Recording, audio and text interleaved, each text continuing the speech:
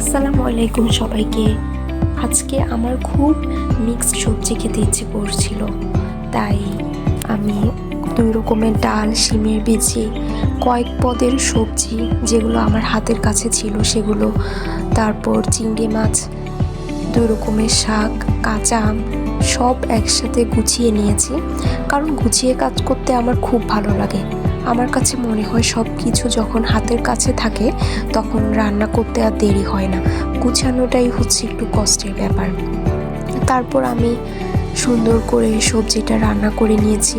আপনারা দেখতেই পাচ্ছেন, ওইটা আর না বললাম, সবজি রান্না সবাই জানে, আসলে এটা বলার কিছু নেই। রান্না দেখছেন রান্নাটা হয়ে এসেছে।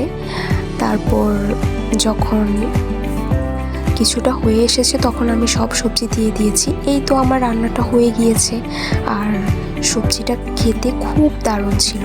যদিও খাটনি একটু বেশি হয়, সব সবজি একসাথে রান্না করতে গেলে তো খাটনি একটু বেশি, কিন্তু খেতেও খুব মজা আসলে। আর আপনারাও ট্রাই করে দেখতে পারেন।